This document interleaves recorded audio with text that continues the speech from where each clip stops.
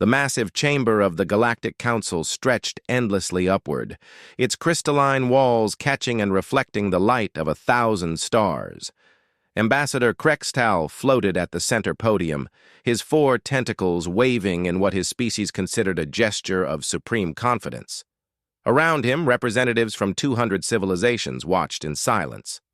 "The human colonies of the Outer Rim have fallen," Krextal announced, his voice resonating through the universal translator systems. Their pathetic resistance lasted mere cycles. As predicted, these humans proved to be nothing more than primitives playing with technology they barely understood. A ripple of satisfaction passed through the assembled beings. The Vorthon delegates' scales shifted to a pleased purple, while the mechanical synthari hummed in harmonious agreement. They had all agreed that humanity's rapid expansion posed a threat to the established order of the galaxy. Commander Zeph of the Council's military forces projected a holographic display showing the burning remains of New Damascus, humanity's furthest colony. Their fleet consisted of only 300 vessels. We destroyed them with minimal losses. The humans fought with outdated tactics, charging directly into our formations like mindless beasts. "What of their homeworld?" asked the ethereal voice of the Lumini representative. "Earth remains isolated behind our blockade," Zeph replied. "They have attempted no rescue missions, sent no reinforcements. It appears they have accepted their fate." The council members exchanged knowing glances. Many species had challenged the council's authority over the millennia. All had been brought to heel, their territories absorbed, their technologies cataloged and distributed among the member races. Humanity would be no different. On Earth, in a bunker buried deep beneath the Rocky Mountains, General Sarah Chen stood before a wall of screens showing the destruction of humanity's outer colonies. Her face remained impassive as she watched her people die, but her knuckles were white where she gripped the edge of the command table. "Status report," she said quietly. Colonel Marcus Rodriguez pulled up a tactical display.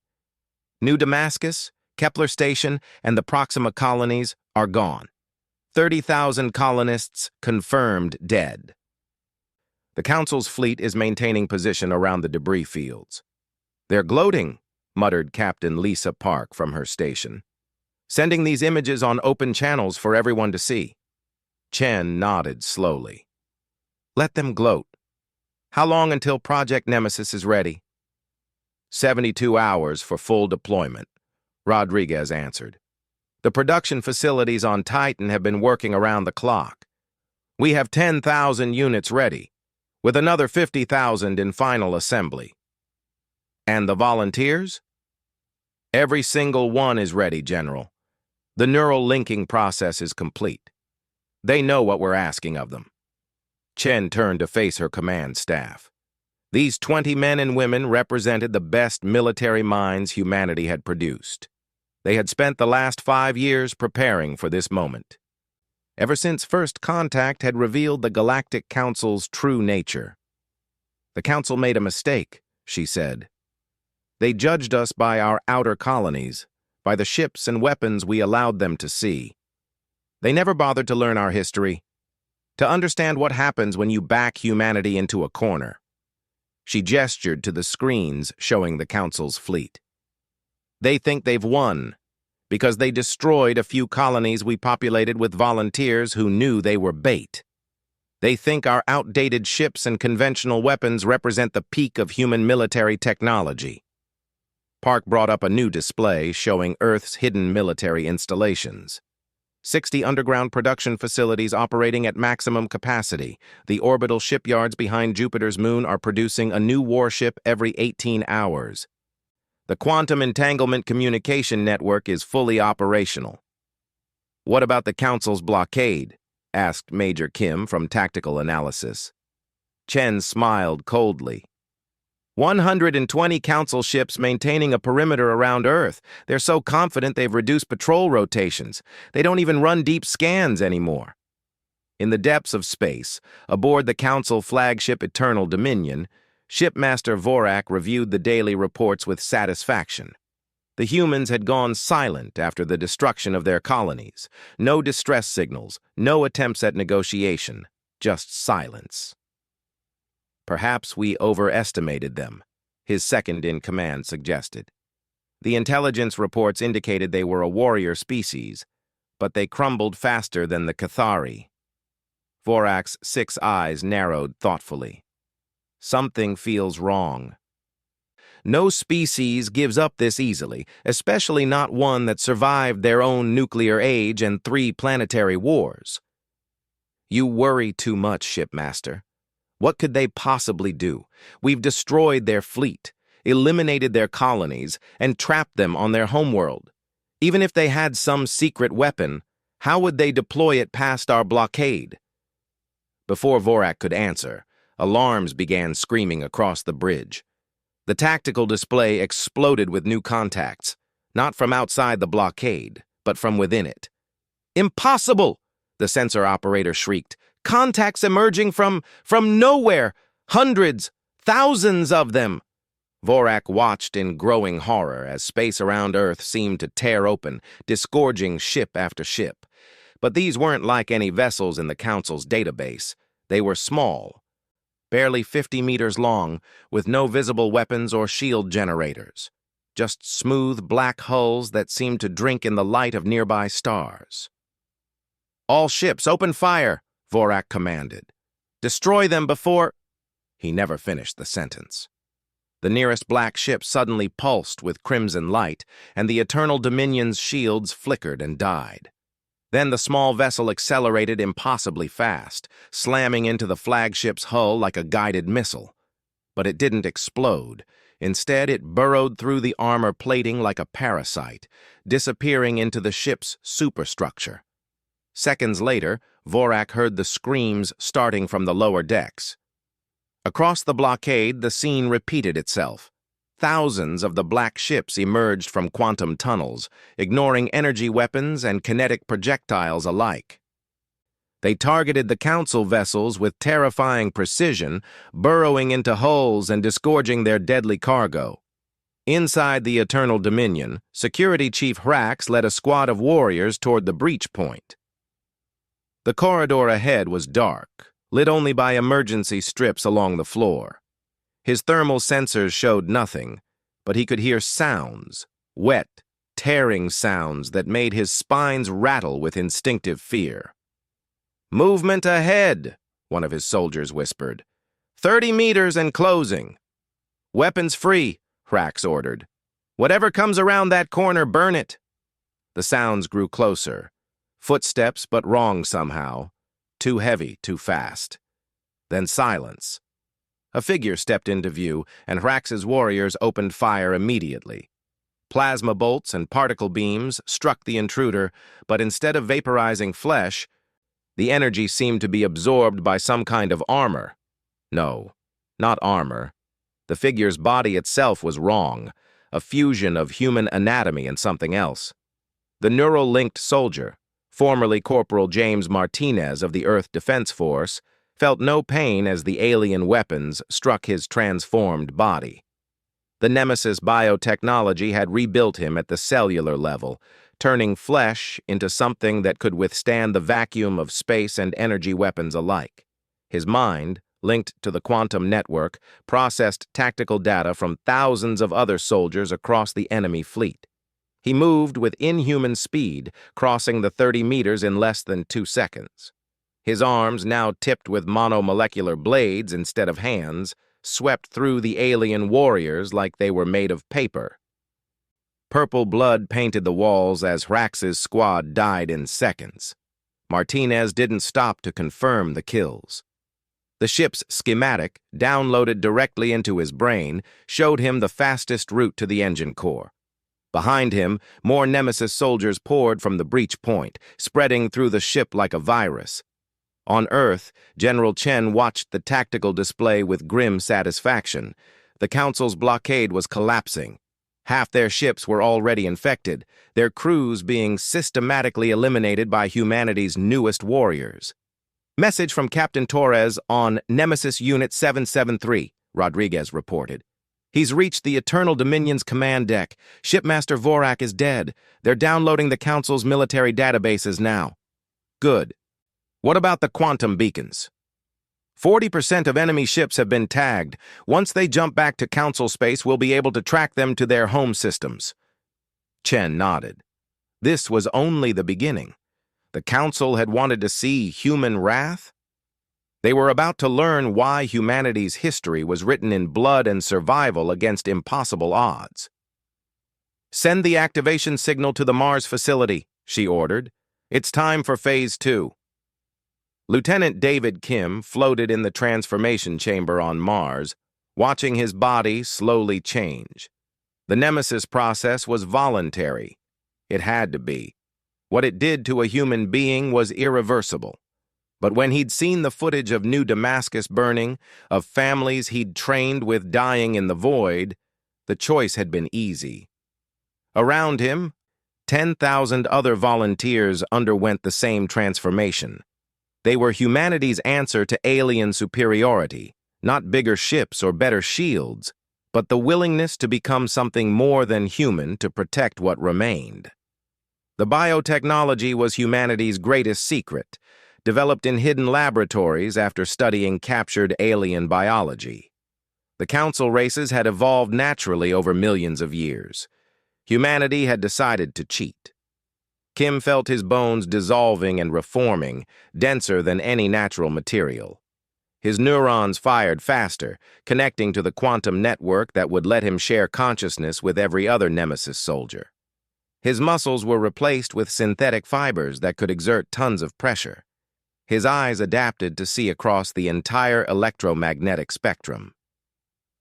But the most important change was mental. The part of his brain that felt fear was being rewired, replaced with cold, tactical processing. He would still be David Kim, but he would also be something else. Humanity's vengeful fist. Back at the blockade, Shipmaster Vorak's final transmission played across the Council's emergency channels. They're not human anymore. They're something else. Send everything. Send. The message cut to static and screams. The remaining Council ships attempted to flee, activating their jump drives in desperation. But the Nemesis soldiers had been thorough. Navigation systems failed, engine cores overloaded. Ships that managed to jump found themselves carrying humanity's warriors back to Council space like a plague. Admiral Threx of the Council Reserve Fleet received the distress calls from her position near the galactic core. The reports made no sense. Humans that couldn't be killed, that moved faster than any biological being should, that seemed to share a hive mind while retaining individual cunning. Prepare all ships for combat, she ordered. Whatever's happening at Earth, we stop it here. But she had no idea that Phase 2 had already begun. On Mars, the first wave of transformed soldiers boarded new ships, not the black parasites of the initial attack, but sleek destroyers built with reverse-engineered Council technology and human innovation. Each ship carried a crew of one, a single Nemesis soldier neurally linked to every system. They didn't need life support, didn't need rest, didn't need anything but the target coordinates being transmitted from the infected Council vessels. General Chen stood in the command center as the Mars fleet launched. 100 ships, each capable of taking on a Council dreadnought. Behind them, Earth's hidden shipyards continued their work. Every hour brought new vessels, new weapons, new soldiers willing to undergo the transformation. Message from the Council, Park reported. They're demanding immediate cessation of hostilities. No response, Chen ordered. They wanted to see us as primitives, as beasts. Let them see what human beasts can do when protecting their pack. She turned to Rodriguez. Begin evacuation of Earth's remaining civilian population to the underground cities. When the Council's main fleet arrives, I want every non-combatant safely hidden. You think they'll come here? Of course they will. They have to. We've shown them that humanity isn't just another species to be conquered and absorbed. We're something they've never faced before, a race willing to transform itself completely for survival and vengeance. In space, the infected council ships began their dance of death. Nemesis soldiers used their captured vessels to transmit false intelligence, luring more council forces into ambushes. They learned alien languages in minutes, perfectly mimicking distress calls and status reports. The council had spent millennia perfecting their military doctrine against conventional threats. They had never faced an enemy that could adapt at the cellular level, that treated its own humanity as an acceptable sacrifice for victory.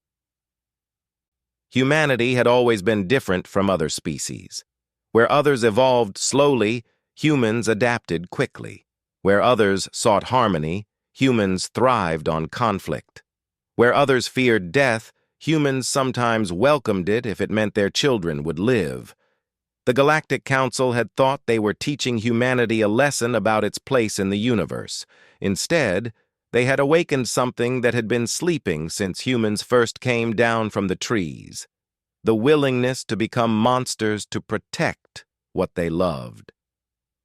As the first Council relief fleet jumped into the Earth system, they found not a broken, defeated species, but something far more terrifying. They found a race that had looked at the impossible odds and decided the solution was to stop being merely human. The battle for Earth was over. The war for the galaxy had just begun. Admiral Chris's fleet emerged from hyperspace expecting to find Earth defenseless and its mysterious attackers scattered. Instead, her sensors screamed warnings as space itself seemed to writhe with movement.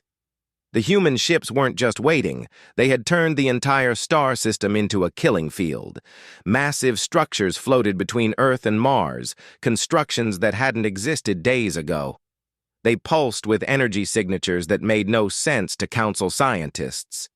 Worse, the debris field from the destroyed blockade had been transformed.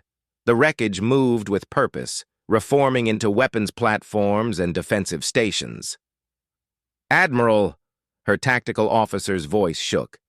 "The humans, they're using our own dead ships against us." Before Chrissa could respond, space erupted. The transformed debris launched itself at her fleet, guided by Nemesis soldiers who had fused themselves permanently with the alien technology. Council shields, designed to stop energy weapons and kinetic strikes, couldn't adapt to enemies that thought and reacted faster than any targeting computer.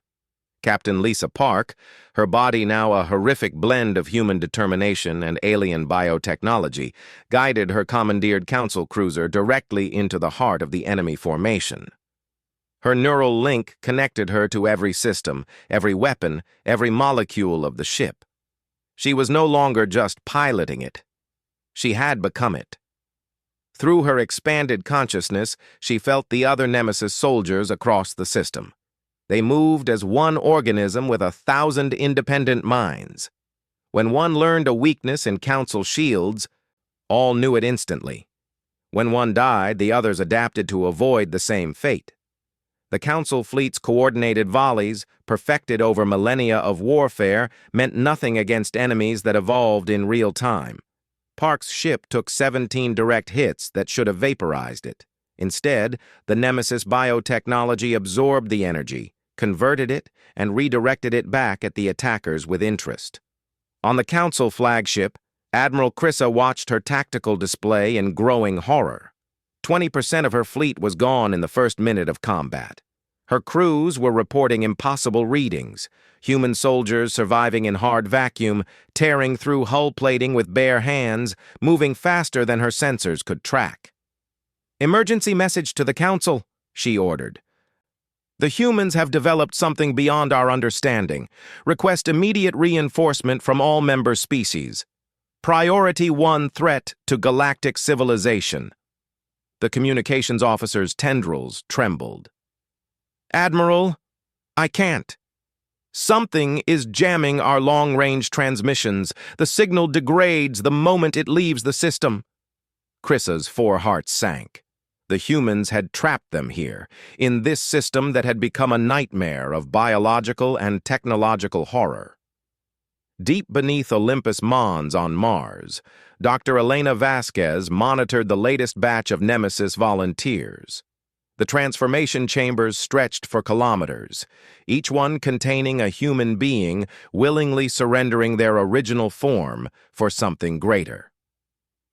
Batch 7 Alpha is showing remarkable adaptation, she noted to her assistant.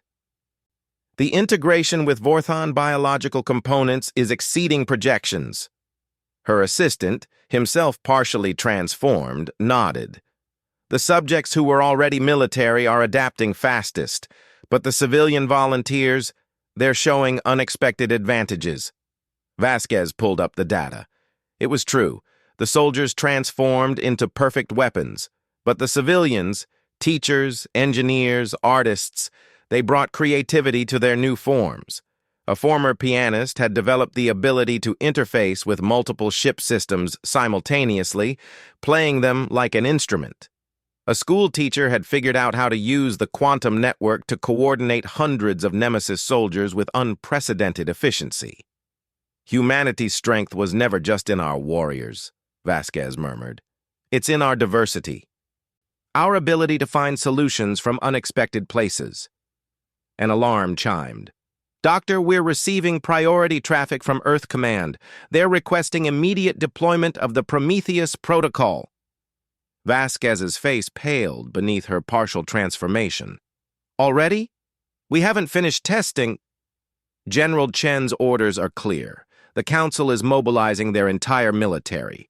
We need Prometheus online within 6 hours. In the space above Earth, the battle had become a massacre. Council ships burned and died, their crews consumed by an enemy that adapted to every weapon, every tactic. But Admiral Crissa was no fool. She had survived dozens of campaigns by knowing when to change strategy. All ships execute starburst formation, she commanded. If we can't win through firepower, we'll win through sacrifice. Her fleet began to scatter, each ship accelerating toward different targets. Some aimed for Earth's population centers, others for Mars, still others for the mysterious structures floating between worlds. Even if most were intercepted, some would get through. General Chen watched the Council fleet's desperate maneuver from her command center. They're trying to force us to spread our defenses. Classic desperation tactic. Should we pursue? Rodriguez asked. Chen shook her head. Let them come. It's time they learned the full extent of our preparations. Activate the Gaia Defense Network. Across Earth, hidden installations came online. The planet's surface rippled as massive biomechanical tendrils erupted from concealed locations.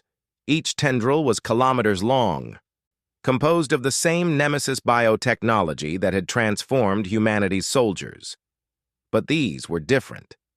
Where the soldiers retained human consciousness, the Gaia network was something new, a living defense system with its own primitive awareness, designed to protect Earth at any cost. Council ships approaching Earth found themselves ensnared by tendrils that moved with impossible speed.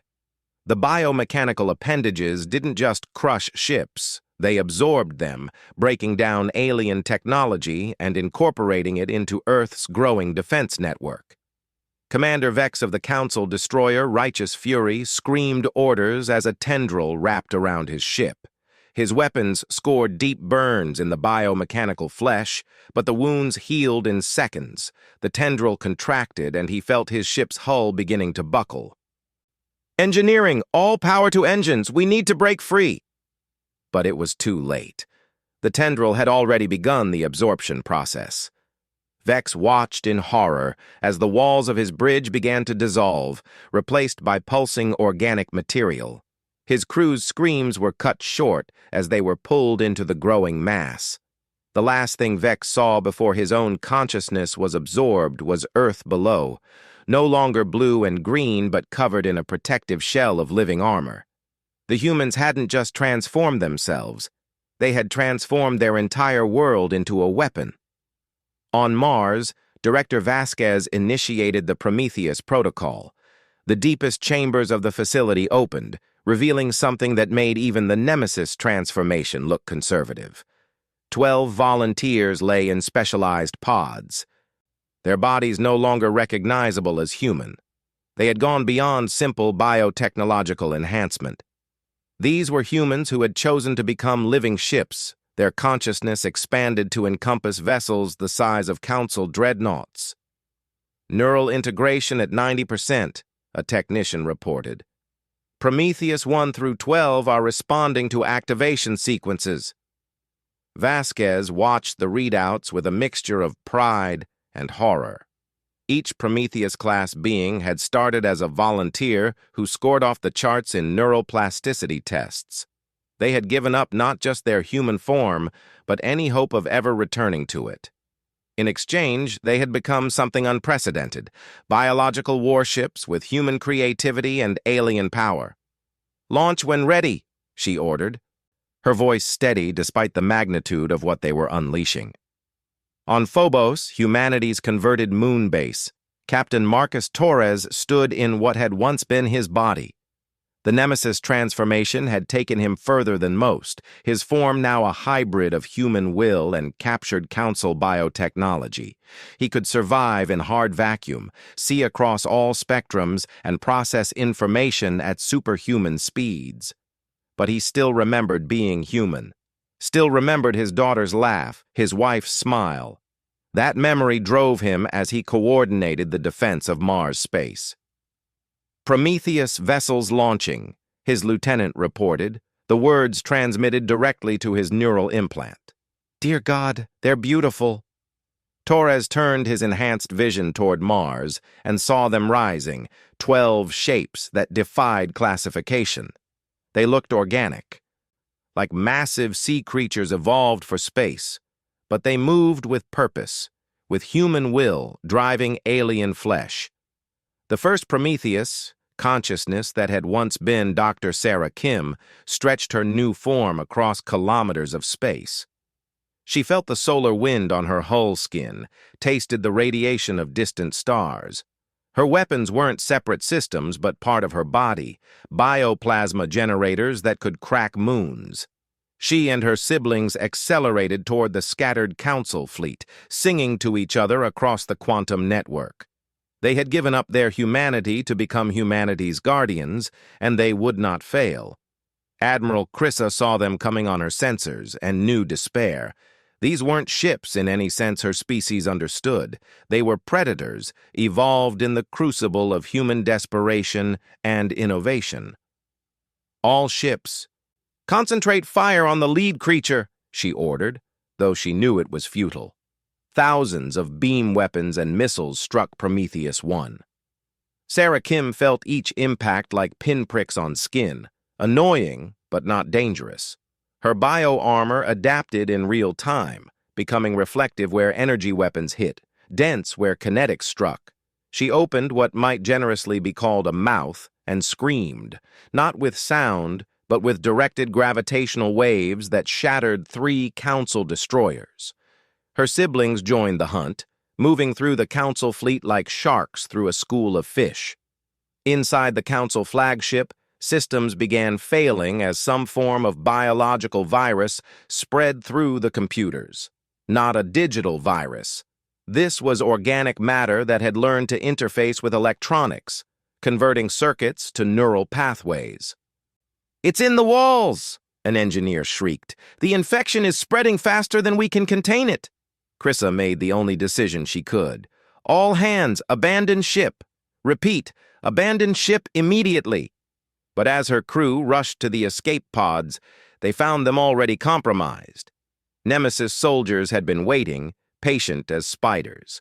The evacuation became a slaughter. Back on Earth, General Chen received reports from across the system. The Council relief fleet was broken, its ships either destroyed or infected. But she felt no joy, only grim determination. "Status on Council reinforcements?" she asked. "Long-range sensors show massive fleet movements from the Galactic core," Park reported. "Best estimate is over 10,000 ships from various member species. They'll be here within standard days." Chen nodded. "Then we proceed to Phase 3. Send the activation signal to the sleeper cells." Across the galaxy, on hundreds of Council worlds, humans who had lived peacefully for years received the quantum-encrypted message. They had been selected for their ability to blend in, to become valuable members of alien societies. Teachers, engineers, doctors, traders, all leading normal lives until now. Dr. James Harrison had spent 5 years on the Vorthan homeworld, working in their premier medical facility. His colleagues respected him, trusted him, which made it easier when he released the modified Nemesis virus into the water supply. It wouldn't transform the Vorthans. Their biology was too different, but it would make them sleep deeply and peacefully for weeks. By the time they woke, humanity's war would be over one way or another. Similar scenes played out across Council space, not attacks meant to kill, but to neutralize. Humanity had learned that genocide was not the answer. Control was. The Council had thought they were dealing with primitive warriors. They hadn't understood that humans had spent their entire history perfecting the art of war, not just the physical battle, but the preparation, the strategy, the willingness to do whatever was necessary. Ambassador Krextal, the same who had gloated over humanity's apparent defeat, huddled in an emergency bunker beneath the Council chambers. Reports flooded in from across known space, human infiltrators revealing themselves, human technology that defied understanding, human will that refused to break. "How?" he whispered to his aides. "How did we miss this?" His security chief, one of the few who had argued against attacking humanity, answered grimly. "We saw what we expected to see. Primitive ships, conventional weapons, standard defensive doctrines. We never asked why a species that had survived its own nuclear age would show us such weakness." It was bait, Krextal realized. The outer colonies, the outdated fleet, all bait to make us commit. Above Earth, the Prometheus beings had finished with Admiral Chris's fleet. They turned their attention outward, sensing the approaching armada through gravitational ripples in space-time itself. Sarah Kim, her consciousness now distributed across a body the size of a city, communed with her siblings. They had become something beyond human or alien, a new form of life born from humanity's refusal to accept extinction. Through the quantum network, she felt the pulse of transformed humanity, Nemesis soldiers on 1,000 infected ships, sleeper agents on Council worlds, the Gaia network embracing Earth, Mars's factories producing new horrors every hour. General Chen's voice reached her through the link. "Prometheus Flight, you are authorized for deep space engagement. Show them that humanity's reach extends beyond our home system." Sarah and her siblings accelerated past light speed, their bio-engineered forms twisting space itself. They would meet the Council's grand fleet in the void between stars, where no help would come for either side. The war had started with humanity backed into a corner. Now the entire galaxy would learn why human history was filled with stories of the weak overcoming the strong through sacrifice, adaptation, and the willingness to become something more than they were. The Council thought they had won when they destroyed a few colonies. They were about to discover they had merely awakened a sleeping giant that had spent 50,000 years learning how to survive against any odds. And survival for humanity had always meant being willing to change, to adapt, to become whatever was necessary to ensure the next generation would see another dawn. The void between star systems had never witnessed warfare on this scale. 10,000 Council ships, the combined might of 200 civilizations, faced off against 12 beings that had once been human. The Prometheus entities hung in space like cosmic leviathans, their biomechanical forms rippling with power that defied conventional physics. Grand Admiral Sarek commanded from the super dreadnought Unity of Purpose, a ship that had never known defeat in 800 years of service. His 6 eyes studied the sensor readings with growing unease. The human creatures weren't just big. They were wrong on every level his instruments could measure. "Energy signatures are fluctuating beyond any known parameters," his science officer reported. They appear to be drawing power directly from subspace itself. All fleets maintain formation, Sarek ordered across the combined communications network. These abominations may be powerful, but they are only 12. We are thousands. Sarah Kim felt the Council fleet's approach through senses no baseline human could comprehend. Her consciousness, spread across kilometers of transformed flesh, processed thousands of data streams simultaneously. Through the quantum network, she shared perception with her siblings, creating a combined awareness that spanned light years. The Council fleet opened fire at maximum range. Beams of exotic energy that could split planets struck the Prometheus entities.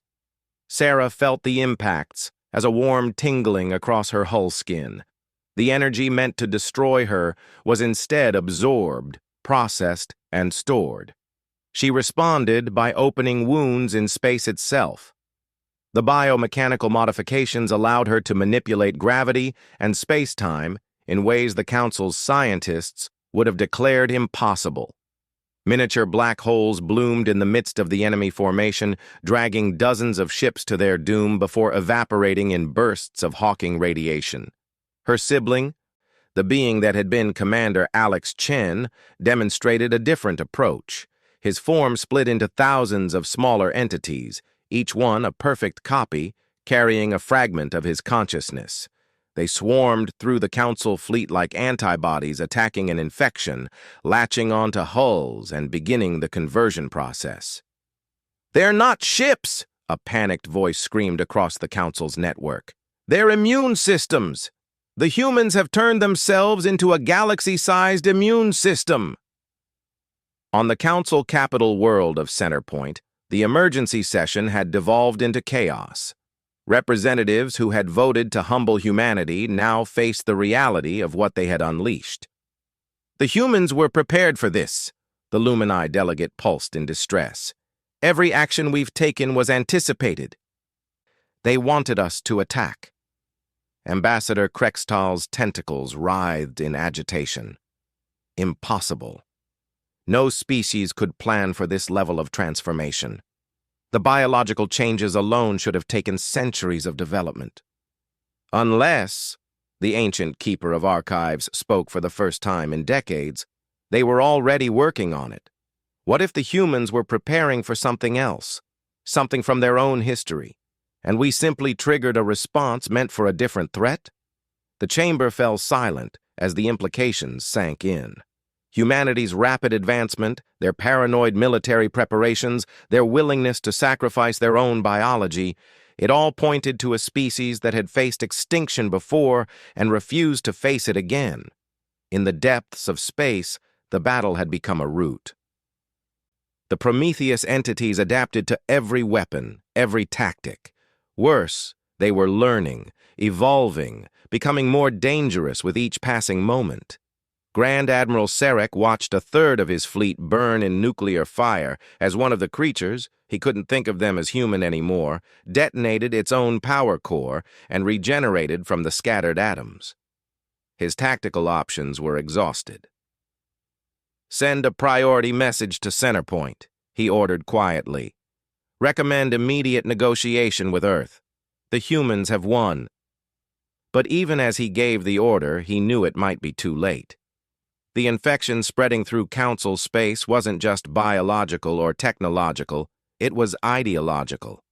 Reports came in of Council citizens questioning their leadership, inspired by humanity's example of adaptation and survival.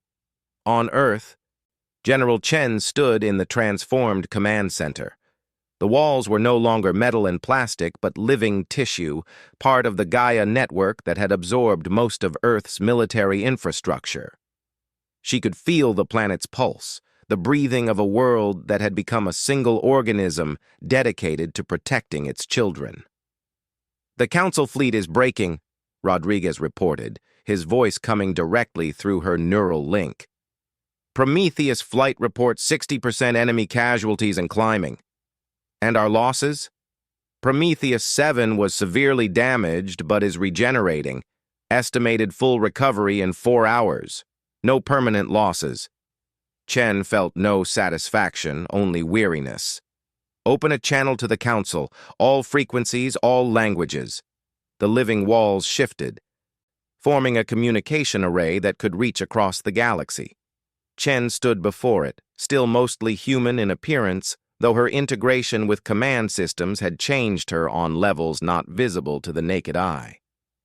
"This is General Sarah Chen of Earth Command," she began, her words carried by quantum entanglement to every council world simultaneously. "Your fleet is broken. Your blockade is shattered. Your worlds are paralyzed by our agents, but humanity does not seek your destruction." She paused, letting the words sink in across 1,000 different species. "We seek acknowledgement. Acknowledgement that humanity will not be conquered, will not be absorbed, will not be reduced to a client species of your council. We have shown you what we are willing to become to survive. Do not force us to show you what we are willing to do to thrive." On Centerpoint, the council chambers erupted in debate. Some called for continued resistance, others for immediate surrender. But Ambassador Krextal, who had started this war with his arrogance, now stood with the weight of defeat on his tentacles. "The humans offer us a choice," he said, his voice carrying the authority of hard-learned wisdom. "Accept them as equals, or face a species that has turned warfare into evolution itself? I know which I choose."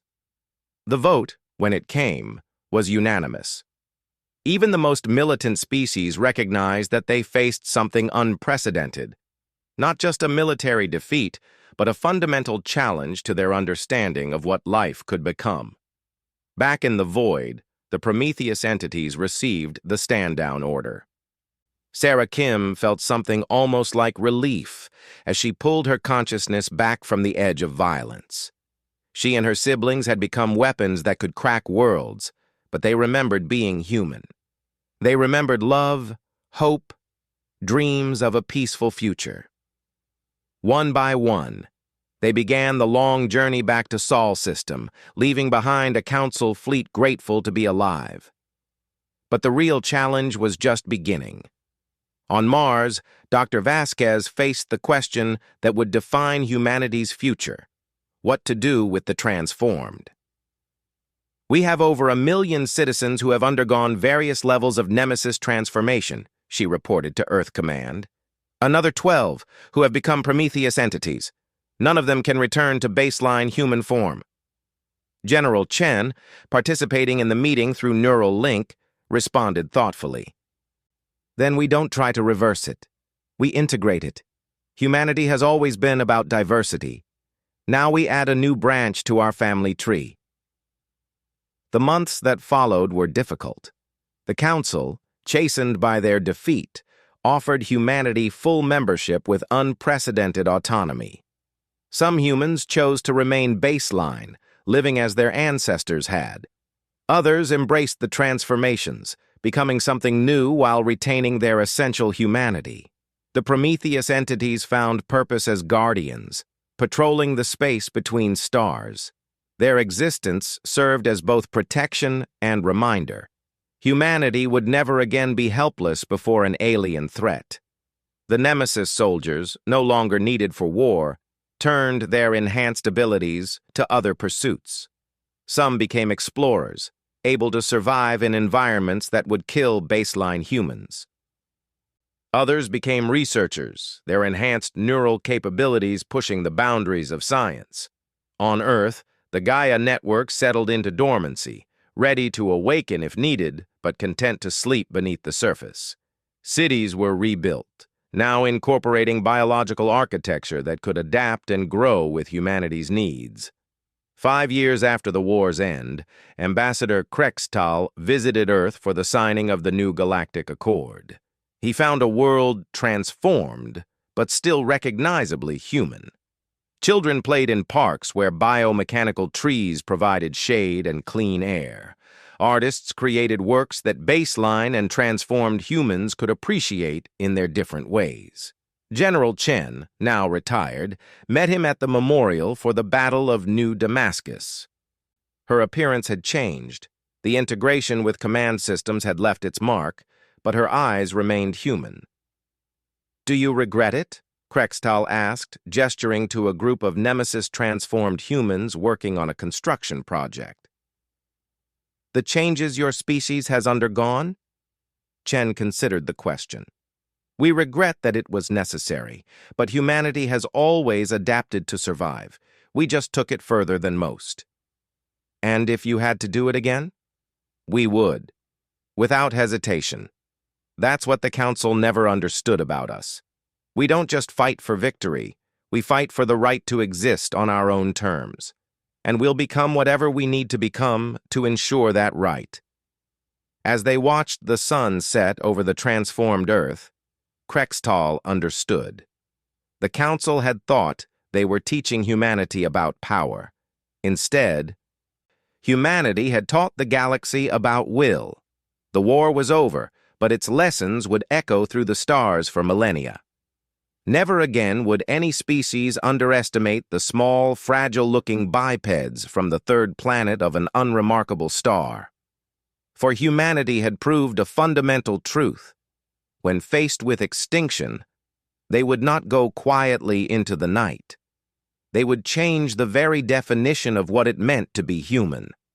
They would transform their bodies, their world, their entire civilization, if that's what survival demanded. The Council had thought they had won when they destroyed a few outer colonies. They had instead awakened a species that treated evolution not as a slow, natural process, but as a weapon to be wielded with terrible purpose. Now, as humanity took its place among the stars, the galaxy watched with a mixture of respect and fear. For if humans would do this to themselves to survive, what might they become to explore, to grow, to reach ever outward into the infinite dark? The answer was simple. They would become whatever they needed to become. And that adaptability, that willingness to transform, was humanity's greatest strength. The stars beckoned, and humanity answered, not as one species, but as many, all bound by the common thread of human will. They had faced extinction and chosen transformation. Now they faced the future and chose to embrace it in all its terrifying, wonderful possibility. The Galactic Council had thought they had won. Instead, they had catalyzed the birth of something new, a humanity unlimited by biology, unbound by conventional evolution, united by shared struggle and infinite potential. The war had ended. The real adventure was just beginning. Years later, children in council schools would learn about the human war as a cautionary tale, not about the dangers of warfare, but about the dangers of assumption.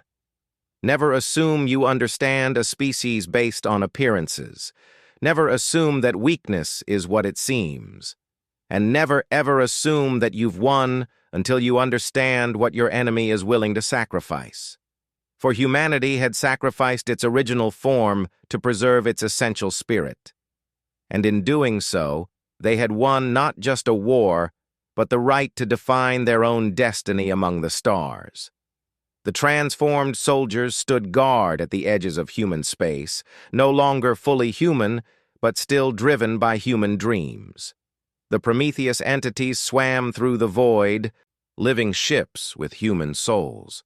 And on Earth, in the schools and homes where baseline and transformed lived side by side, children learned the most important lesson of all. Being human wasn't about the shape of your body or the nature of your biology. It was about the choices you made, the dreams you chased, and the lengths you would go to protect what mattered. The Galactic Council had thought they had won. They had merely taught humanity how to evolve, and evolution, in human hands, had become something the galaxy had never seen before, a conscious choice, a weapon, and ultimately a gift to future generations who would never have to face extinction alone and unprepared. In the end, humanity's wrath had transformed not just their enemies but themselves. And in that transformation, they had found something greater than victory, They had found a new way forward, written in the stars with the ink of sacrifice and the promise of infinite possibility.